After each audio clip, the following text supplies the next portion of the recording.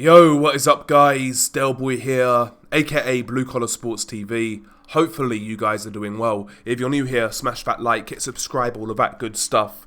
So, one of the most intriguing fights on this card, that card obviously being Bivol Beterbiev 2, was for me Joseph Parker versus Martin Bakole, because obviously Martin Bakole was a late replacement for Daniel Dubois.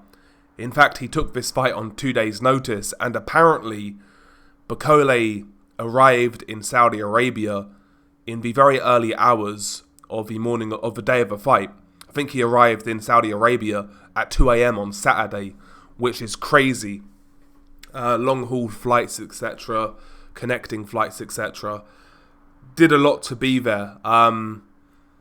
So yeah, going into this fight, Bakole was up against the circumstances, it has to be said. But Parker, a lot of fighters would have still picked a weaker opponent as a last-minute replacement. Parker okayed Bakole, and the fight was on. First round, Bakole was kind of marauding forwards, kind of standing in front of Parker, seeing what he had in front of him, not really being willing to open up too early. Parker was quick on his jab, jabbing to body, jabbing to head, just picking his spots, The more active guy in round one, Joseph Parker, clearly the guy with quicker hands, obviously, more explosive. And yeah, Parker was boxing well behind the jab in round one, a couple of little flurries from Bakole, a couple of jabs from Bakole, but Parker for me was the guy who landed the better punches in round one. But it was a bit of a feel-out round, I would say. Round two was where this fight ended, and it's interesting because Bakole upped the aggression in round two, and there was a couple of times where he closed the distance on Parker and landed a couple of clubbing shots around the side of the head. A couple of jabs got through, which slightly busted the nose of Parker. And round two, I actually felt Bakole had a couple of bits of success. There was a couple of moments where he made Parker look a little uncomfortable.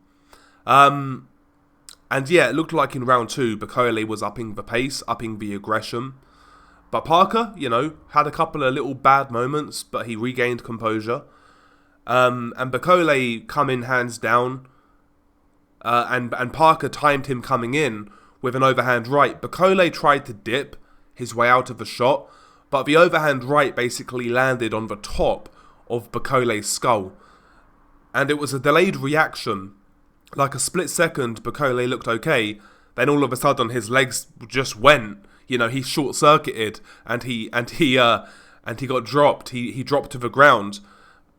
Bakole does beat the count, but he does look on unsteady legs, and the fight is waved off. I've heard people say the referee waved this fight off too early. It wasn't the referee. Bakole's trainer, Billy Nelson, got on the side of a ring and waved it off himself. So yeah, basically Billy Nelson pulled out Bakole, and it's due to obvious circumstances, right? The guy got there the morning of the fight. And yeah, I'm sure he realised that Bakole was didn't really have much in the tank. And I guess he was saving him for another day, but it does make you question, why did Billy Nelson allow Bakole to take this fight, considering he was so out of shape? He came in at 310 pounds. Combine that with the fact that Bakole had an IBF eliminator with Efe Ajagba coming up in May. That was on the undercard of Ryan Garcia and Devin Haney. Devin Haney and Ryan Garcia, of course, are in separate fights, but Ajagba was scheduled to fight on that card. In an IBF eliminator, final eliminator as well, against Ajagba, a fight in which I think many people were picking Bakole to win, right? So you do have to ask questions of Billy Nelson. It kind of looked like they saw the bag and they just wanted to take it, regardless of the consequences. But in terms of career management, it's easy to say in hindsight after getting knocked out in 2 rounds, but they had an eliminator right there. And also, it has to be said as well, fighter safety, right? The guy got there at 2 in the morning. He arrived in Saudi Arabia 2 in the morning, the same day of the fight. After connecting flights, long journey. out of shape, obviously, 310 pounds. You have to ask also from Billy Nelson, did he have his fighter's safety in mind here? Or was it just purely money motivated? I do think Bakole came to fight. Like I said, in round 2, he had a couple of moments where Parker looked a little uncomfortable. Like I said, slightly busted the nose of Parker, but yeah, once Parker landed the overhand right, that was it. You know, Billy Nelson saw enough. Should Billy have let him continue? You guys tell me. I'm not really sure, man. Considering the circumstances, I would say no. But having said that, you took this fight, so you know, you got to show us something. I don't know, man. I don't know. But Parker wins. Second round knockout. Good win on paper for Parker. But the circumstances obviously have to be considered here. But I'll still give Parker credit, man. Like, he was still willing to fight Bakole.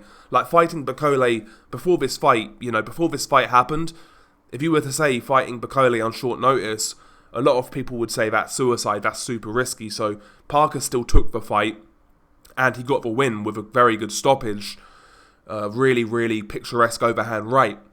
And Parker continues his upwards momentum, his forwards momentum. Another good win for him on paper. And yeah, Parker for me, man, like, he deserves a big fight. He deserves a world title fight. Like, they need to re-explore maybe Dubois Parker. I think Parker deserves that fight. I wouldn't be against Parker versus Usyk either, by the way. I wouldn't be against that either. I think Parker is fully deserving of a world title shot. He's as deserving as anybody, in my opinion. But yeah, maybe they'll go down the Caballel route. Caballel versus Parker. Both guys are interim champions. Parker is the WBO interim champion. Caballel is the WBC interim champion. Caballel Parker would also be a really good fight. Parker does have options, and obviously he will be on another one of the Saudi Arabia cards. So yeah, he stays on. But yeah, good knockout. But the circumstances behind this fight were, it's easy, again, we're saying it in hindsight, but they were apparent during the fight. But anyway, Bakole, what for him next? I mean, I still feel Bakole has interesting attributes at heavyweight. I'm not really going to read too much into this defeat, considering the circumstances, but he does need to take his career more seriously. He does need to get in better shape. Again, I know this was short notice, but there's no excuse to be that heavy regardless. There's no excuse. So he needs to take that side of things a lot more seriously. But I still think Bakole has a part to play in this current heavyweight division. But anyway, share your thoughts below. Beanie Guy Del Boy, peace.